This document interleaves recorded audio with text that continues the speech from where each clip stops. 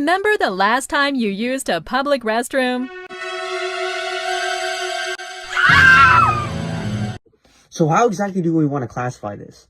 So basically, Space IV works like a retrovirus, similar to HIV from a human perspective, that is sexually transmitted and made to be resistant to Io, a planet near Jupiter, Jupiter's third greatest planet, as well as other places in the galaxy.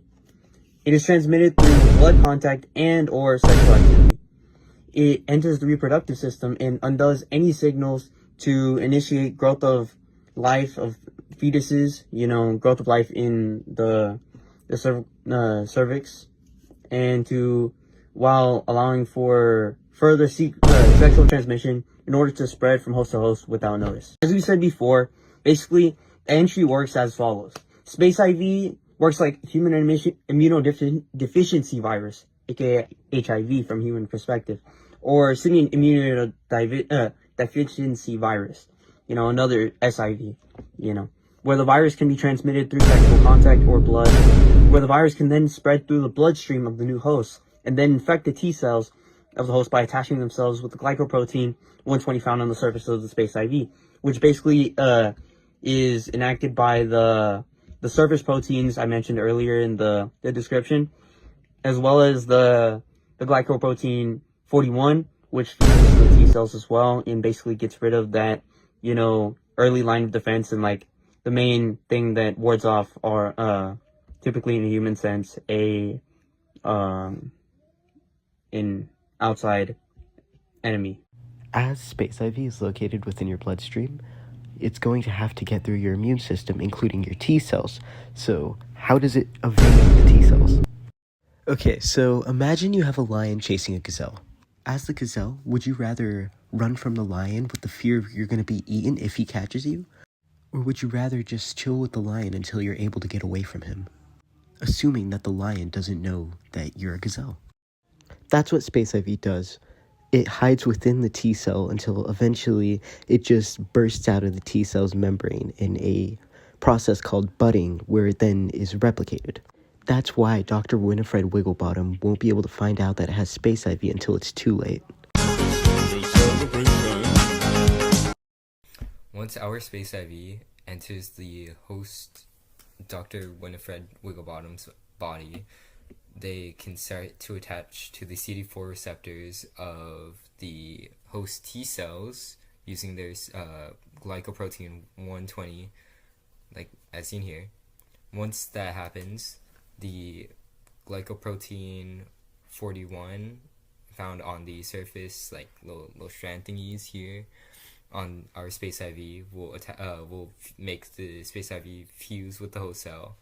Then the genetic material, like the RNA, begin to invade the nucleus, and the reverse transcriptase of our Space IV begins to make DNA copies of the virus, and it will attach to this. And once that happens, the integrase, that's what it's called, the integrase makes our copies of this attached to here, which then gets released from the nucleus, and the protease begins to tell the cell to start producing more proteins of the Space IV, like the capsid, the other enzymes like the reverse transcriptase and the integrase.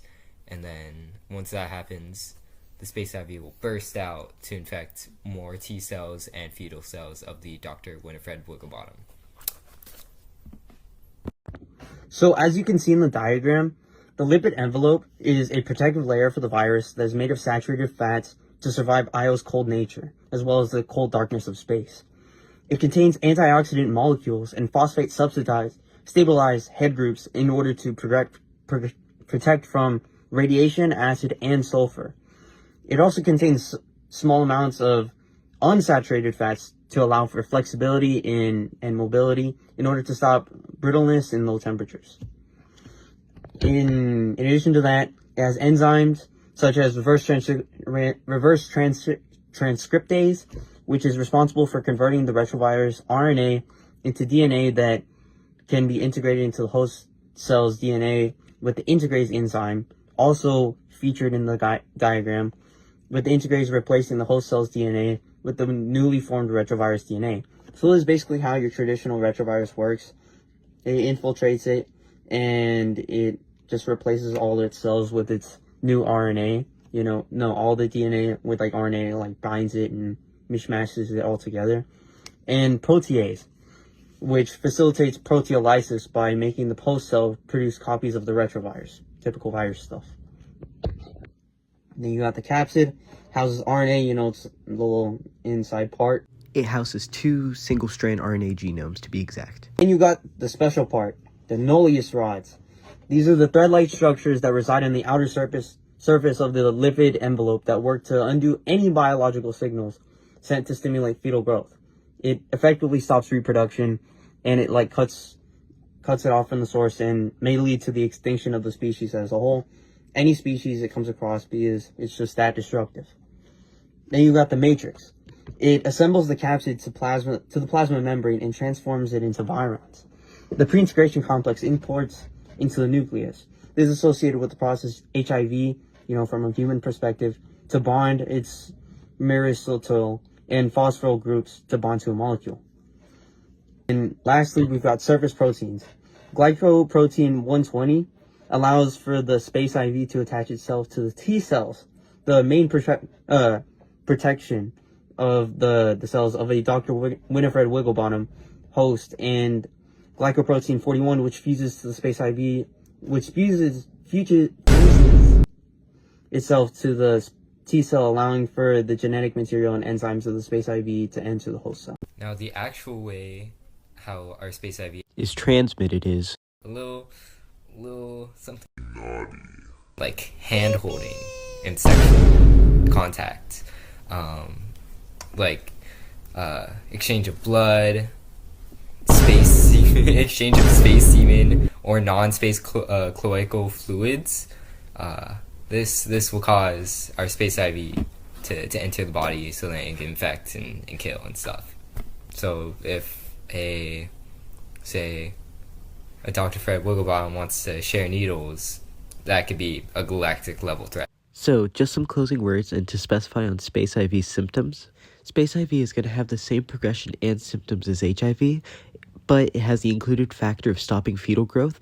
So, this also means that there is a space AIDS that is caused by Space IV.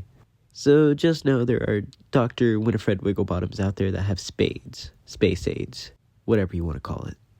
But just to list a few of these symptoms, we're going to start with the early stages where you're going to have a fever, sore throat, some night sweats. But it's also going to progress into a more asymptomatic form where it's going to lay dormant, kill your fetuses. What?